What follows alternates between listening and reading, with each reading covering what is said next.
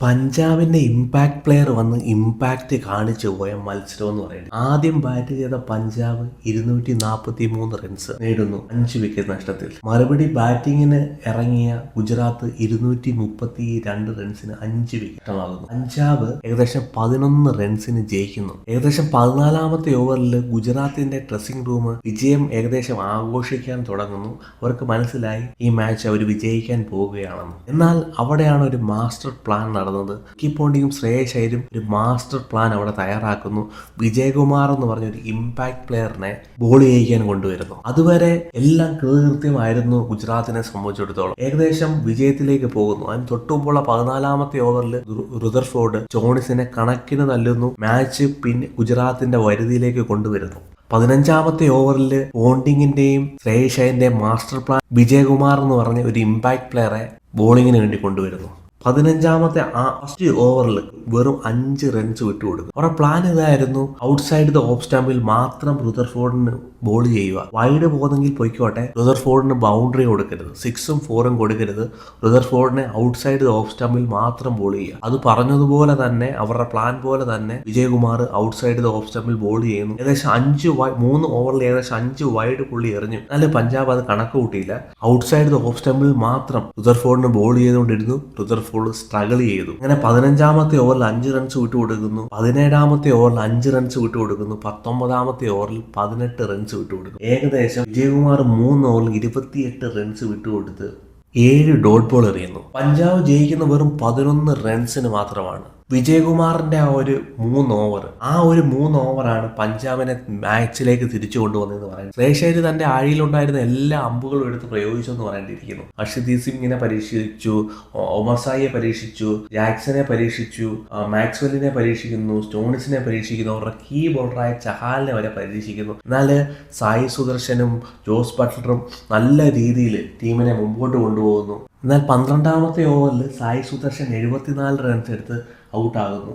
Buttler നല്ലൊരു performance കാഴ്ചവെക്കുന്നു. ശുഭൻ ഗില്ല് ഒരു ഭേദപ്പെട്ട ഒരു സ്റ്റാർട്ട് കൊടുക്കുന്നു. ലാസ്റ്റ് 4 ഓവർ പരിശോധിക്കുകയാണെങ്കിൽ രണ്ട് ടീമിന്റെയും പഞ്ചാബിന്റെ അവസാനത്തെ 4 ഓവർ പരിശോധിക്കുകയാണെങ്കിൽ ഏകദേശം 87 റൺസ് വഴക്കുന്നു. 1 വിക്കറ്റ് നഷ്ടമാകുന്നു. ഏകദേശം 17.40 റൺ റേറ്റിൽ കളിക്കുന്നു. ആ സ്ഥാനത്ത് ഗുജറാത്ത് അവസാനത്തെ 4 ഓവറിൽ 58 റൺസും 3 വിക്കറ്റും ഏകദേശം 11.60 റൺ റേറ്റ് കളിക്കുന്നു. ആ ഡിഫറൻസ് കണ്ടു. ഒരു ടീം 87 റൺസ് കണ്ടെത്തുന്നു. 4 ഓവറിൽ ഒരു ടീം 58 റൺസ് മാത്രമേ കണ്ടെത്താൻ കഴിയുള്ളൂ.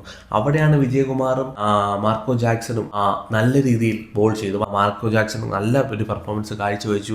ടീമിനെ വിജയത്തിലേക്ക് കൊണ്ടുവരുവാൻ അവരുടെ ബോളർമാർക്കായി. രണ്ടാമത് പരിശോധിക്കുകയാണെങ്കിൽ സിറാജ് ലാസ്റ്റ് ഓവറിൽ വിട്ടുകൊടുത്ത് ഏകദേശം 22 റൺസാണ്. അതായത് ഡൊമസ്റ്റിക് ക്രിക്കറ്റ് കളിക്കുന്ന ശശാങ്ക് സിംഗിനെതിരെ ഒരു ഇന്റർനാഷണൽ ക്രിക്കറ്റ് കളിക്കുന്ന സിറാജിന്റെ ബോളിംഗ് എന്ന് കണ്ടിട്ട് ചെണ്ടയ്ക്ക് ഒരു മാറ്റവും ഇല്ലെന്ന് തന്നെ പറയേണ്ടിയിരിക്കുന്നു. രോഹിത് ശർമ്മ ചെണ്ടയെ വെളിയിലിരുത്തിയത് വെറുതെ ആയില്ല എന്ന് തന്നെ പറയേണ്ട ആ ഒരു പെർഫോമൻസ് ആയിരുന്നു സിറാജിന്റെ എന്ന് പറയേണ്ടിയിരിക്കുന്നു. വളരെ മോശം പെർഫോമൻസ്. പിന്നെ പരിശോധിക്കുകയാണെങ്കിൽ ശ്രേയസ് അയ്യർ എന്ന ക്യാപ്റ്റന്റെ ഇന്നിംഗ്സ് വ്യക്തിഗത നേട്ടത്തിന് പോകാതെ ശശാങ്ക് സിംഗിനോട് പറയുന്നു: നീ ആദ്യം ബോൾ തൊട്ടേ അടിച്ച് കളിക്കുക, എന്റെ 100 ഒന്നും നീ കണക്കാക്കണ്ട. 6 അടിക്കുന്നെങ്കിൽ 6 അടിക്കുക, 4 അടിക്കുന്നെങ്കിൽ 4 അടിക്കുക. ഞാൻ 100 അടിക്കാൻ നിൽക്കുന്ന കാര്യം നീ മറന്നേ കളയുക. ഏതെങ്കിലും രീതിയിൽ ഒരു സിംഗിളോ ഡബിളോ എടുത്തിരുന്നെങ്കിൽ ഈ കളി ഗുജറാത്ത് ജയിച്ച. ശശാങ്ക് സിംഗ് ആ 4 ബൗണ്ടറികൾ അടിക്കുന്നു അവസാനത്തെ ഓവറിൽ. ആ 4 ബൗണ്ടറി ആ ഒരു റൺസാണ് 11 റൺസിന് ഇവരെ വിജയിപ്പിച്ചത്. ഏതെങ്കിലും രീതിയിൽ സിംഗിളോ ഡബിളോ വല്ലോ എടുത്തിരുന്നെങ്കിൽ ഈ മാച്ച് ഗുജറാത്ത് ജയിച്ചേനെ. ഒരു ക്യാപ്റ്റന്റെ നല്ലൊരു ഇന്നിങ്സ്, ഏകദേശം 97 റൺസ്.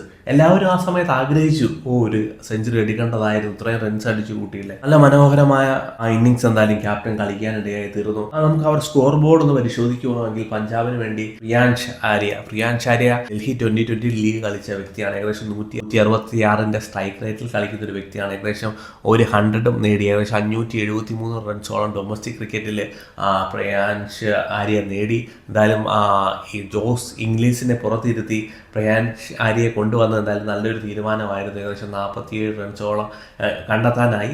കുറച്ചും കൂടെ ഒരു പവർ പ്ലേ കഴിഞ്ഞു കുറച്ചും കൂടെ തന്നെ വിക്കറ്റ് വലിച്ചെറിഞ്ഞ് പോകാതിരിക്കുന്ന ഒരു പ്രവണത കാണിക്കാതിരിക്കുക നല്ലത്. പിന്നെ നോക്കുവാണെങ്കിൽ അസ്മത്തുള്ള ഒമർസായി ഏകദേശം 16 റൺസ് എടുത്തു, 2 4ഉം 1 ബൗണ്ടറി. വളരെ ഇമ്പോർട്ടന്റ് റൺ തന്നെയാണ്. മാച്ച് ജയിക്കുന്ന 11 റൺസാണ്. ഇവിടെ അസ്മത്തുള്ള ഒമർസായുടെയും മാർക്കോ സ്റ്റോണിക്സ് ഏകദേശം 20 റൺസ് എടുക്കുന്നു. ഈ ഒരു ഇന്നിങ്സ് എല്ലാം വളരെ നിർണായകമാണ്, ഇമ്പോർട്ടന്റ് ഇന്നിങ്സ് ആണ്. അത് കഴിഞ്ഞാണ് അവരുടെ ശശാങ്ക് സിംഗ് നല്ല മനോഹരമായ ഒരു ഇന്നിങ്സ് കളിക്കുന്നു. ശശാങ്ക് സിംഗിന്റെ ബാറ്റിന്റെ ചൂട് അറിഞ്ഞാലും സിറാജ് ആയിപ്പോയി, ചെണ്ടയ്ക്ക് തന്നെ കൊണ്ടുവന്നു എന്ന് പറയേണ്ടിയിരിക്കുന്നു. നല്ല മനോഹരമായ ഒരു ഇന്നിങ്സ് ശശാങ്ക് സിംഗ് കളിക്കുന്നു. ഗുജറാത്ത് ബോളർമാരെ ഒന്ന് പരിശോധിക്കുകയാണെങ്കിൽ സിറാജ് വളരെ എക്സ്പെൻസീവ് ആയിരുന്നു, റബാഡ അവരുടെ ഇന്റർനാഷണൽ ബോളറാണ്, എക്സ്പെൻസീവ് ആയിരുന്നു, റാഷിദ് ഖാൻ എക്സ്പെൻസീവ് ആയിരുന്നു. അതിൽ പറയാൻ തക്ക പെർഫോമൻസ് കാഴ്ചവെച്ച് സായി കിഷോർ ഏകദേശം 4 ഓവറിൽ 30 റൺ വിട്ടുകൊടുത്ത് 3 വിക്കറ്റ് എടുക്കുന്നു. നല്ല പെർഫോമൻസ് കാഴ്ച വെക്കാൻ അവർക്കായി. പഞ്ചാബിനെ സംബന്ധിച്ചിടത്തോളം ക്യാപ്റ്റൻ മുമ്പിൽ നിന്ന് നയിച്ചു എന്ന് തന്നെ പറയേണ്ടിയിരിക്കുന്നു. വ്യക്തിഗത നേട്ടത്തിന് പോകാതെ ടീമിനെ ഏകോപിപ്പിച്ചു കൊണ്ടുപോകാനായി പോണ്ടിങ്ങിന്റെയും മാസ്റ്റർ പ്ലാൻ ശ്രേയസിന്റെ കോംബോ നല്ല രീതിയിൽ വർക്കായി. 2020 എന്തായാലും എനിക്ക് തോന്നുന്നു അവർ തമ്മിലുള്ള ആ ഒരു കോംബോ പിന്നെ ഇവിടെ ആവർത്തിക്കാനാണ് ചാൻസ്. പിന്നെ നോക്കുവാണെങ്കിൽ മാക്സ്വെൽ എന്തായാലും ഇന്നൊരു പ്രത്യേക തരം നേട്ടം കൈവരിച്ചു. എന്തായാലും രോഹിത് ശർമ്മയെ മറികടന്ന് 1ാം സ്ഥാനത്തേക്ക് പോയി. മോസ്റ്റ് ഡക്ക് എന്തായാലും മാക്സ്വെല്ലിന്റെ പേരിലാക്കി കുറിച്ചു. എന്തായാലും എല്ലാവിധ അഭിനന്ദനങ്ങളും. പോണ്ടിങ്ങിനെ സംബന്ധിച്ചിടത്തോളം എല്ലാ ഓസ്ട്രേലിയക്കാരെയും ടീമിലോട്ട് ചേർത്തു. അതുകൊണ്ട് എന്തായാലും ഒരു പ്രയോജനം ഉണ്ടായി മാക്സ്വെല്ലിനെ കൊണ്ട്.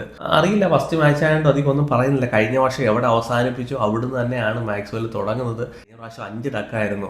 ഏകദേശം വളരെ പന്ന പെർഫോമൻസ് ആയിരുന്നു 2024 മാക്സ്വെല്ലിന്റെ. വർഷം അങ്ങനെ തന്നെയാണോ എന്ന് അറിയില്ല. റിവ്യൂ പോലും എടുക്കാതെ മടങ്ങിപ്പോകുന്ന അവസ്ഥ. നോട്ട് ഔട്ട് ആയിരുന്നു അത്.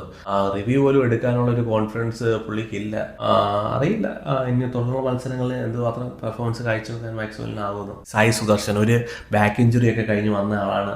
നല്ലൊരു പെർഫോമൻസ് കാഴ്ചവെക്കാൻ കഴിഞ്ഞു. ടീമിനെ ഇത്രത്തോളം വിജയത്തിന്റെ അടിയിലേക്ക് കൊണ്ടെത്തിക്കാൻ സായി സുദർശന്റെ പെർഫോമൻസ് നല്ലതായിരുന്നു. ശുഭ്മൻ ഗില്ലും നല്ല രീതിയിൽ തുടങ്ങി. എന്നാൽ ആ ഒരു ഷോട്ട് അവസാനത്തെ ബോൾ, പവർ പ്ലേ കഴിയുന്ന അവസാനത്തെ ബോളിൽ അങ്ങനെ ഒരു ഷോട്ടിന്റെ ആവശ്യം ഉണ്ടായിരുന്നോ എന്ന് ഗില്ല് ചിന്തിക്കേണ്ടതാകുന്നു. ജോസ് ബട്ട്ലറും ഒരു ഭേദപ്പെട്ട ഇന്നിങ്സ് കാഴ്ചവെച്ചു. റുദർഫോർഡ് എന്താ പറയാനാണ്, 28 ബോളിൽ 46 റൺസ് ചെറിയൊരു റൺസ് അല്ല. പക്ഷെ പഞ്ചാബിന്റെ ബോളർ കറക്റ്റ് രീതിയിൽ ഡെഡ് ഓവർ യൂസ് ചെയ്തു എന്ന് തന്നെ പറയേണ്ടിയിരിക്കും. എന്നാലും അങ്ങനെ പഞ്ചാബ് വിജയത്തോടെ തുടങ്ങി.